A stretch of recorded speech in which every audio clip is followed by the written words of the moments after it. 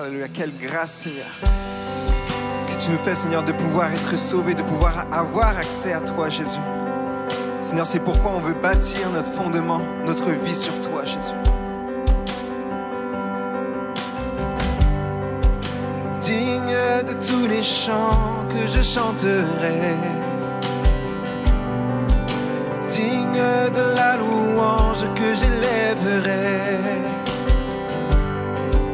digne de chaque souffle que je te rendrai. Je vis pour toi, je vis pour toi. Jésus, le nom au-dessus de tous les noms. Jésus, tu es le seul m'offrant le pardon. Digne de chaque souffle que je te rendrai. Je vis pour toi, je vis pour toi. Tu es très saint, qui est semblable à toi, qui est comparable. Ouvre mes yeux à ta beauté, déverse ton cœur en moi, révèle ton amour et rends-moi passionné de ce que tu es.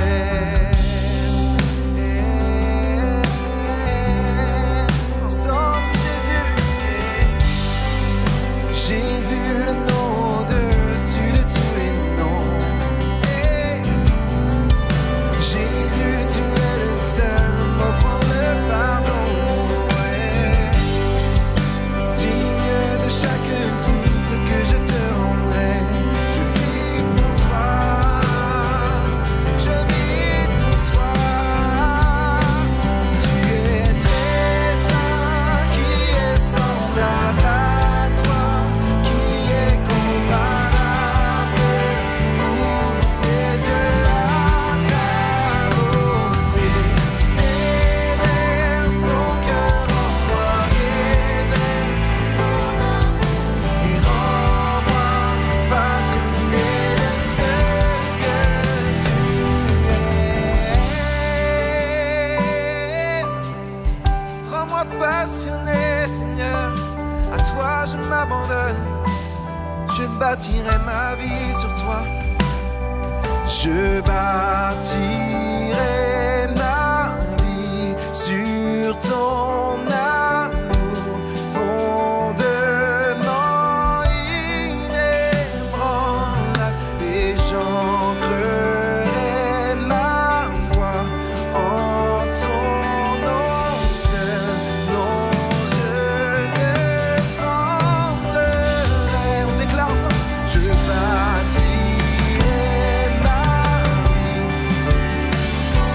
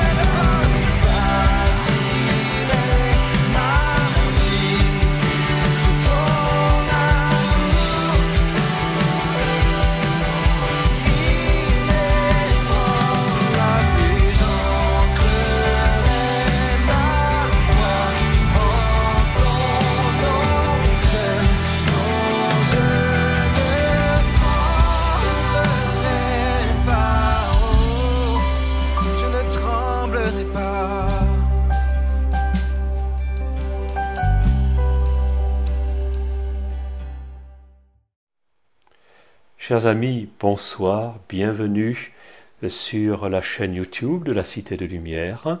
Je suis heureux de vous retrouver ce soir au milieu de cette semaine et vous rappelle que ces émissions vous sont proposées par le Centre évangélique Voironnais qui toutes les semaines vous propose d'autres émissions en fin de semaine également le vendredi intitulées On a tous besoin d'un médecin, besoin d'un homme d'église, etc. Et des émissions qui sont thématiques, alors que celles-ci ont un caractère plus, je dirais, d'approche du texte biblique, de découverte. Et en quelques instants, je peux vous dire pour quelles raisons nous nous attachons à ce texte biblique, mais non sans vous avoir indiqué également que toutes les semaines, vous pouvez être les bienvenus lors de l'un de nos cultes, de nos offices du dimanche, et auxquels vous êtes cordialement invités et auxquels vous serez bien entendu chacun les bienvenus, tout seul, en famille, avec des amis, comme de la façon qui sera pour vous la plus agréable de nous rejoindre. Pourquoi nous approcher de ce texte biblique est-il encore d'actualité? C'est peut-être autant de questions que vous vous posez ce soir. Et je tiens à préciser que l'actualité de ce texte est tout à fait avérée. Les mots sont certainement font référence à une époque qui est assez éloignée de nous, mais l'état d'esprit, vous allez voir que au travers de ce que nous dirons ce soir, cet état d'esprit de l'époque que nous allons parcourir ressemble beaucoup à l'époque qui est la nôtre, et que ce texte n'a en quelque sorte pas pris une ride. Aussi, je vous invite à découvrir une partie de ce texte. Il s'agit d'un parcours historique dans le livre des Actes des Apôtres, que depuis quelques semaines, si vous êtes un habitué de notre chaîne, eh bien vous découvrez au travers du message véhiculé par un homme appelé l'apôtre Paul, et qui va annoncer un message tout à fait, on va dire, actuel pour son temps, en même temps que extrêmement révolutionnaire. Il annonce dans la ville que nous avons évoqué le passage de l'apôtre Paul dans la ville d'Athènes, devant des hommes qui ont pu lui émettre l'idée qu'il présentait un message étrange. Et ce soir, nous retrouvons ce même apôtre Paul dans la ville de Corinthe, une grande ville pour l'époque également, une ville également peuplée de nombreuses divinités, nombreux autels de sacrifices à des dieux divers et variés, et bien sûr les dieux de la Grèce antique. Et ce jour-là, Paul va arriver dans cette ville, en même temps qu'un couple va le rejoindre, un couple du nom de Aquilas, Monsieur Aquilas et Madame Priscilla.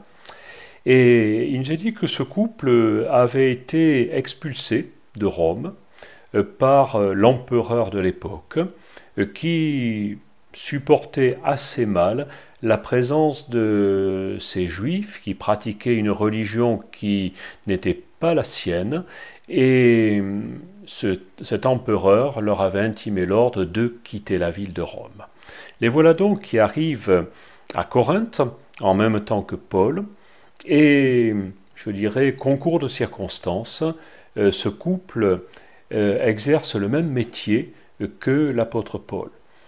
On pourrait s'étonner de voir ce docteur, cet homme éminent, Paul, être obligé de pourvoir à sa subsistance en exerçant un métier qui est celui d'un fabricant de tentes, Je ne sais s'il travaillait pour Trigano ou autre, mais il était donc dans ce métier de fabricant de tentes, au même titre que Aquilas et Priscilla.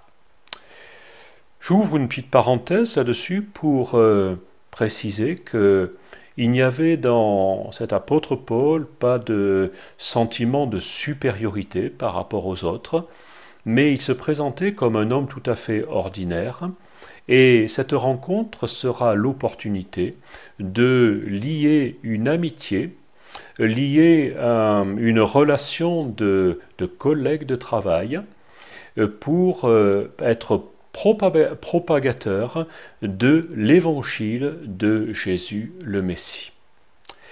Lorsque ce couple va rencontrer l'apôtre Paul, non seulement ils vont, je dirais, continuer ce métier qui était le leur, un métier tout à fait séculier, mais ils vont se saisir du même message, ils vont assister aux mêmes offices dans la synagogue et présenter la parole de Dieu dans sa nouveauté comme dans la dimension de l'accomplissement de ce que les prophètes avaient annoncé, de ce que Moïse avait annoncé, disant « Un jour paraîtra quelqu'un qui sera le Messie d'Israël ».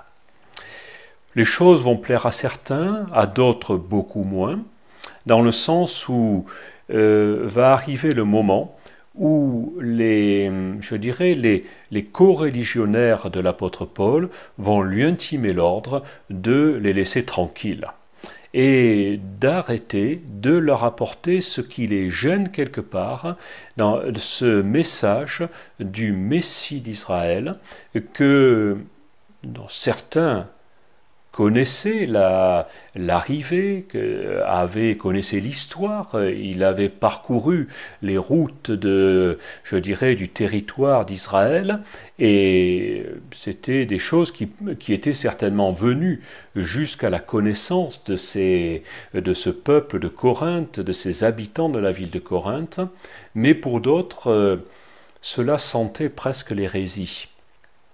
Et on intime l'ordre à Paul et à ses compagnons, ceux qu'il a rencontrés, Priscilla et Aquilas, de même que Timothée et Silas qui les ont rejoints, donc ça commence à faire un groupe assez étoffé.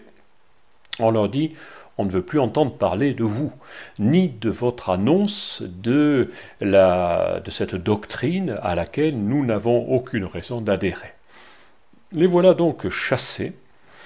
Et l'apôtre Paul va avoir des paroles même extrêmement sévères à leur égard, qui signifient, si je simplifie, débrouillez-vous comme vous voulez, moi je vais adopter un autre public. Ce public, c'est presque dans la bouche de l'apôtre Paul, il s'agit certainement de l'une des premières fois où il va se trouver, disons, amené à aller dans cette direction. Et ce public, ça sera le public des nations. Ça ne sera plus le public des Juifs. Paul ne va pas renier sa foi juive. Il ne va pas renier non plus sa foi chrétienne.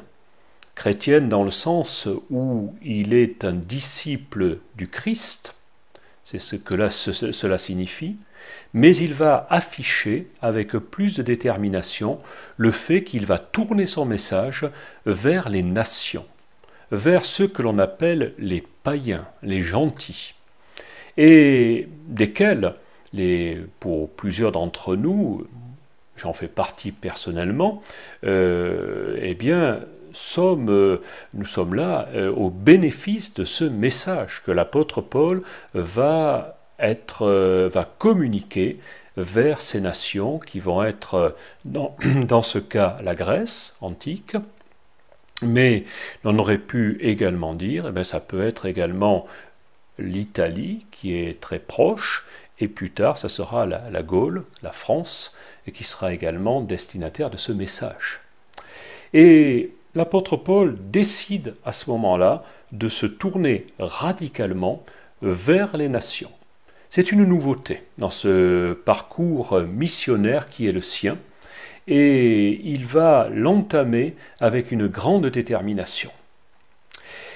Il nous est dit qu'il va sortir de cette synagogue, il va rejoindre une maison qui est contiguë à la synagogue, la maison d'un certain Crispus, qui est également chef de la synagogue, et il va voir ce chef de la synagogue adhérer à son message, il va être d'accord avec lui, il va y avoir plusieurs membres de sa famille, toute sa famille, nous est-il dit même, beaucoup d'habitants de la ville de Corinthe, et leur lieu de rendez-vous ne sera plus la synagogue, comme c'était le cas habituellement, mais la maison d'un certain Titius Justus, dont la maison était contiguë à la synagogue. Autrement dit, il y a un changement non pas de message, il y a une adaptation de ce message, certainement pour devenir plus compréhensible vis-à-vis de cette population des nations, mais il y a également un changement de lieu. Le lieu devient extrêmement, je dirais, ordinaire, laïque. Ce n'est plus un lieu religieux, comme était la synagogue, bien que la synagogue n'était pas à proprement parler un lieu religieux, mais avant tout un lieu de rencontre. Et surtout, il va y avoir une annonce qui va devenir universelle et qui va, bien entendu, de la part de l'apôtre Paul, réclamer un certain, je dirais, un certain enseignement pour se rapprocher, pour faire connaître à tout un chacun le texte biblique que les Juifs connaissaient très bien, mais que ces païens ne vont pas nécessairement connaître au départ.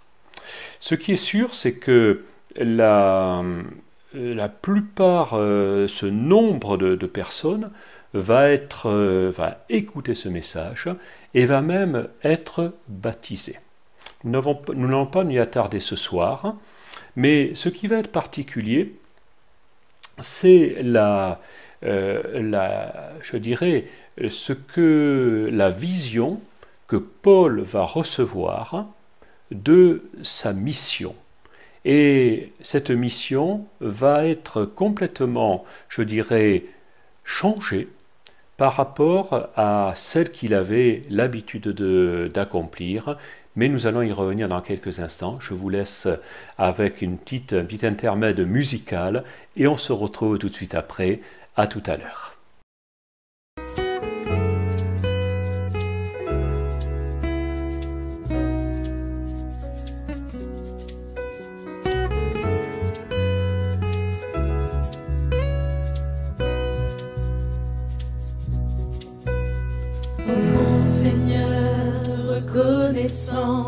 Son amour dure à jamais, car il est bon, il est au-dessus de tout. Son amour dure à jamais. Chantons, chantons, d'une voix puissante et d'un bras tendu. Son amour dure à jamais.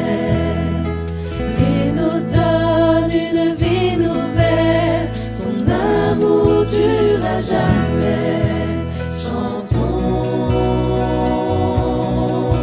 chantons, chantons, chantons.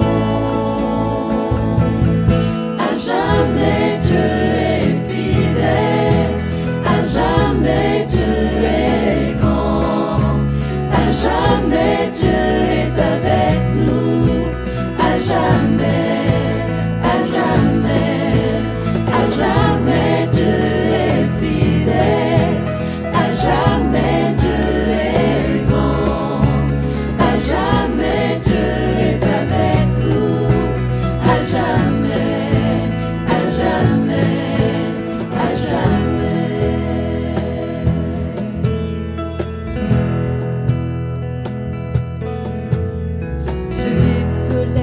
Jusqu'à son coucher, son amour dure à jamais.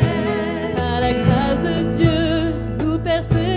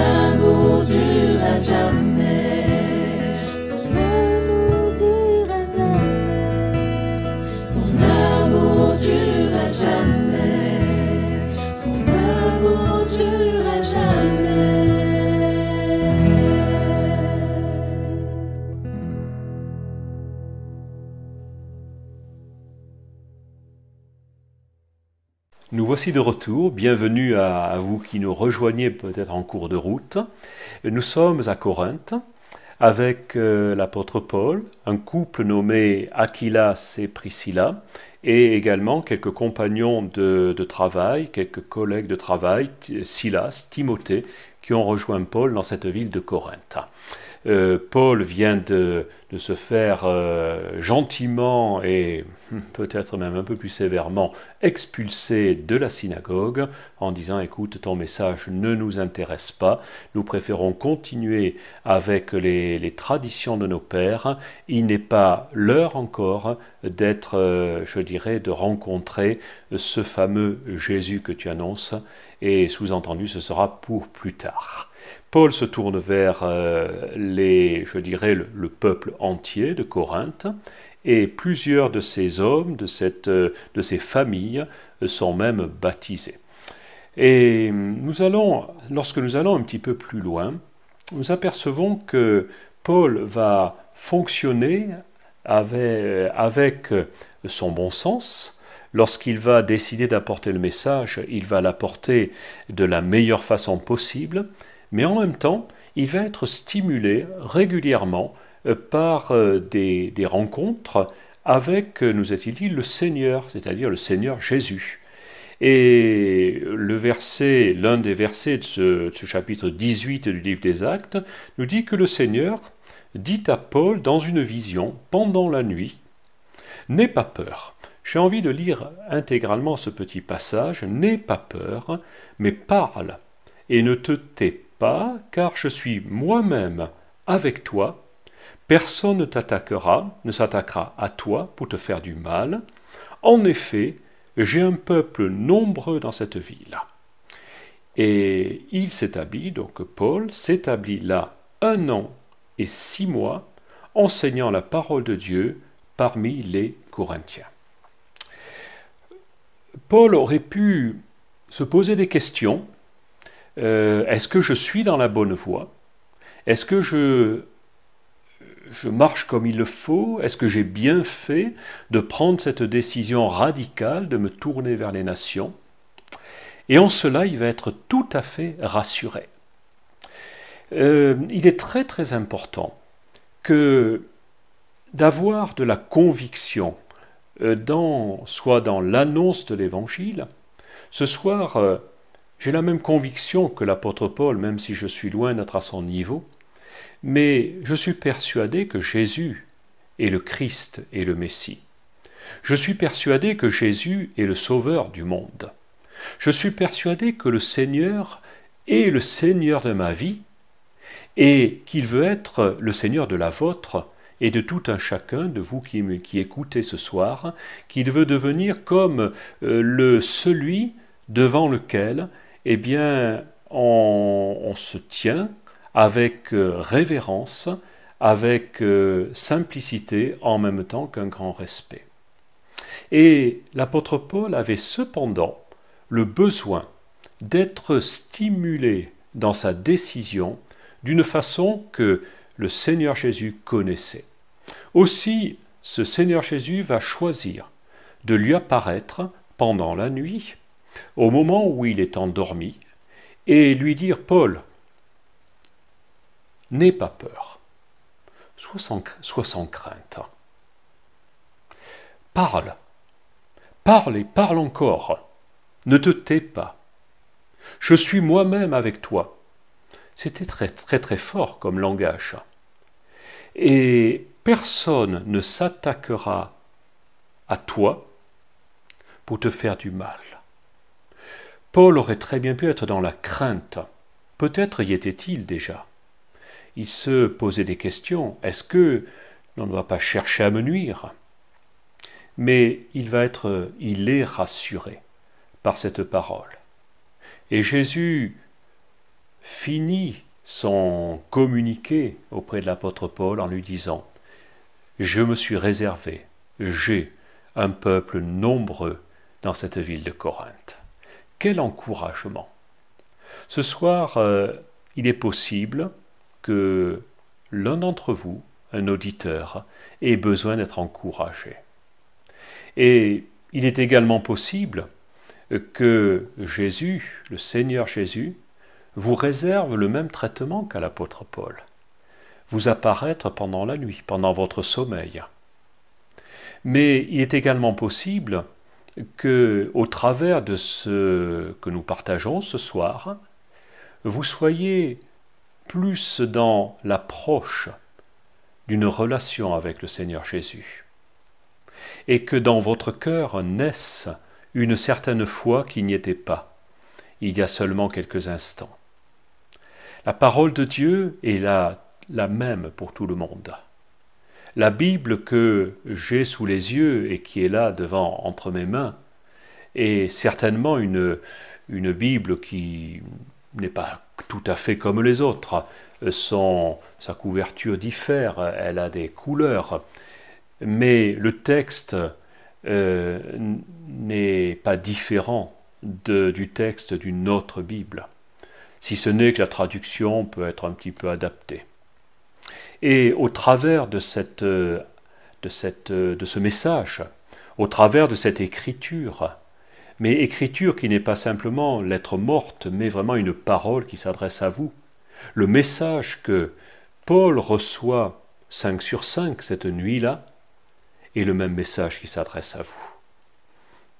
Peut-être pas tout le message, mais je peux déjà vous dire que le message qui vous dit « n'aie pas peur », il est pour Paul, mais il est pour moi, il est pour vous. Ça, j'en suis persuadé. Parle et ne te tais pas. Si ce soir vous avez reçu déjà quelque chose de la part de Dieu, du Seigneur Jésus, quelque chose qui vous a touché au cœur, vous pouvez le faire connaître. Le faire connaître avec simplicité. Ce soir, j'ai le privilège d'avoir un écran pour vous faire connaître ce message. Mais il est possible que vous ayez, vous, simplement, votre voix, votre capacité à parler, à écrire, à envoyer un SMS, à envoyer un message, un email, je ne sais quoi, pour dire à l'un de vos amis, « Écoute, voir, je viens d'entendre des choses qui me parlent, et j'ai envie de te les faire connaître. Parle et ne te tais pas. » L'importance de l'Évangile n'est pas de le connaître simplement, mais c'est de le propager. L'Évangile est ce qu'on appelle, ça signifie bonne nouvelle. Et si j'ai une bonne nouvelle, si je viens de passer un examen, je ne sais, un examen de passage à un niveau supérieur dans ma profession, ou alors même un examen médical pour lequel j'ai de bonnes nouvelles, eh bien je vais les communiquer. Tu sais, je viens de voir le médecin et il m'a dit que tout allait bien. La maladie que j'avais, il m'a dit que c'était terminé et que maintenant il y a une rémission, tout va bien, tout rentre dans l'ordre. C'est une bonne nouvelle. Et vous n'allez pas nécessairement attendre avant de la communiquer à vos proches et de leur dire « il s'est passé cela pour moi ». Mais cette bonne nouvelle peut être également, ce soir, vraiment j'ai eu la pensée que Jésus me parlait. Et je te le dis, tu peux également te brancher sur ces émissions et recevoir la même communication, la même bonne nouvelle, le même appel. Parle, ne te tais pas. Je suis moi-même avec toi. Ça, c'est important. Pour certains, Jésus, Dieu, a plus forte raison. Qui est Dieu? Où est-il? Que fait-il? Personne ne l'a vu. Oh, c'est quelqu'un de lointain, certainement. Mais nous avons vu dans le chapitre précédent, il y a seulement, si vous étiez auditeur la semaine dernière, Dieu se présente comme étant proche de tout un chacun. Donc, il n'est pas si loin de vous. Et ce soir, je n'ai pas la prétention d'être Dieu, bien entendu, mais la modeste mission de vous parler de sa part et de vous dire qu'il n'est pas loin de vous, il est à côté de vous. Et parle, ne te tais pas, je suis moi-même avec toi, avec toi, et là ça concerne certainement plus l'apôtre Paul, personne ne s'attaquera à toi pour te faire du mal. Ça concerne l'apôtre Paul, mais je suis persuadé que ça peut également vous concerner. Certains d'entre vous vivent peut-être dans une certaine peur du lendemain. Et vous n'avez pas la crainte nécessairement d'être attaqué par une personne, mais il est possible que vous ayez la crainte d'être attaqué par les circonstances, de ne pas savoir comment gérer le lendemain. Jésus lui-même dira dans l'évangile de Matthieu, au travers de la bouche de l'évangéliste Matthieu, que à chaque jour suffit sa peine. Ne te mets pas en souci pour le lendemain aura soin de lui-même. Et ce soir, il vous dit la même chose. Personne ne s'attaquera à toi pour te faire du mal. Cette parole s'adresse à l'apôtre Paul, mais ce soir, ne voulez-vous pas également qu'elle devienne la parole qui s'adresse à vous? Moi, je la prends pour moi. Et je vais rajouter quelque chose qui n'est pas dans le texte, mais je crois qu'il complète tout à fait harmonieusement. Personne ne s'attaquera à toi sans que je ne lui en donne la permission. Dieu, le Fils de Dieu, Jésus, envoyé vers vous, n'a pas l'intention que l'on vous fasse du mal. Il est là pour vous protéger, pour vous garder. Il est là pour vous faire du bien. Il est là pour vous amener à la connaissance de sa personne. Et si vous commencez à connaître sa personne, vous découvrirez, comme il l'a dit lui-même, « Je suis doux et humble de cœur ». Autrement dit, si je suis venu de la part de Dieu, celui que j'appelle mon Père céleste, c'est cela le langage de Jésus. Si je suis venu de sa part, c'est ce soir, je me permets de vous tutoyer pour te faire du bien. Toi qui écoutes ce soir ce modeste message. Et l'apôtre Paul reçoit ces paroles. Personne ne s'attaquera à toi pour te faire du mal. En effet, j'ai un peuple nombreux dans cette ville. Ces paroles s'adressaient bien entendu davantage à l'apôtre Paul qu'à chacun d'entre nous, mais malgré tout, elles vont déclencher dans l'intention, dans le projet de l'apôtre Paul, une détermination extrêmement importante, au point qu'il va s'établir dans cette ville de Corinthe qui venait de le rejeter, au travers de ces pratiquants, de ces hommes religieux qui n'avaient pas par ailleurs de mauvaises intentions, mais qui venaient de le mettre dehors de leur synagogue. Eh bien, Paul s'installe dans cette ville de Corinthe pendant 1 an et demi et il va communiquer ainsi le message de l'Évangile. Ce soir, nous allons bientôt arrêter, mais je vous invite à relire ce livre des Actes des Apôtres.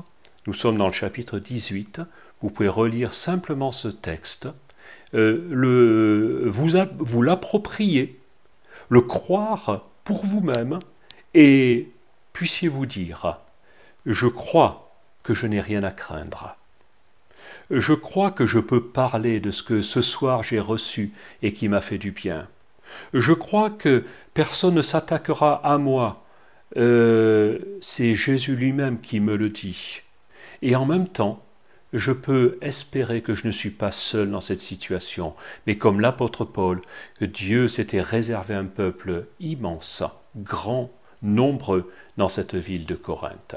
Ce soir, je vais vous quitter en vous laissant à l'écoute d'un chant et vous donner rendez-vous à très bientôt en vous souhaitant une excellente soirée. Je vous souhaite de très bonnes choses et je veux terminer simplement en vous souhaitant que Jésus soit un de vos proches, soit votre proche et qu'il vous rencontre. À très bientôt et que Dieu vous bénisse.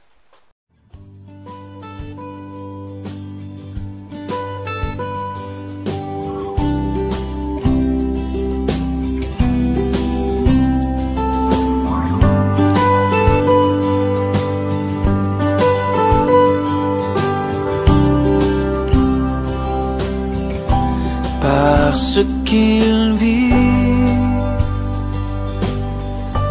je n'ai rien à craindre, mes lendemains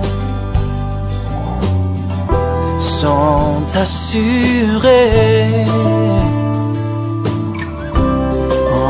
entre ses mains. Il tient ma vie pour ce temps et l'éternité. Je sais qu'il vit.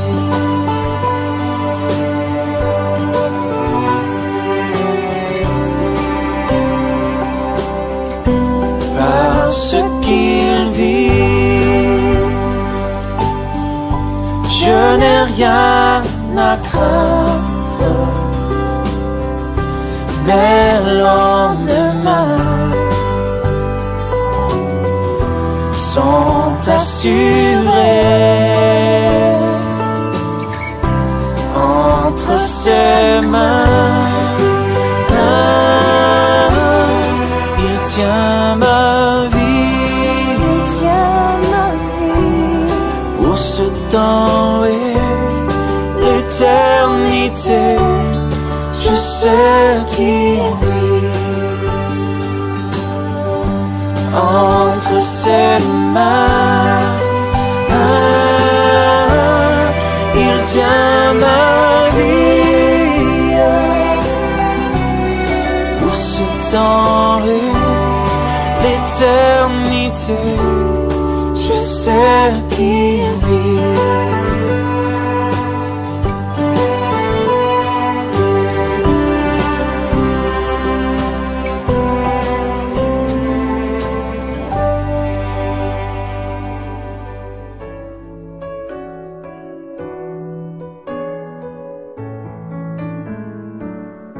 God sent his son, they called him Jesus. He came to love, heal and forgive. He lived and died to buy my pardon. An empty grave is there to prove my Savior lives. Because he lives, I can face tomorrow. Because he lives, all fear is gone. Because I know he holds the future, and life is worth the living just because he lives. How sweet to hold a newborn baby and feel the pride and joy he brings. But greater still, the calm assurance this child can face uncertain days because he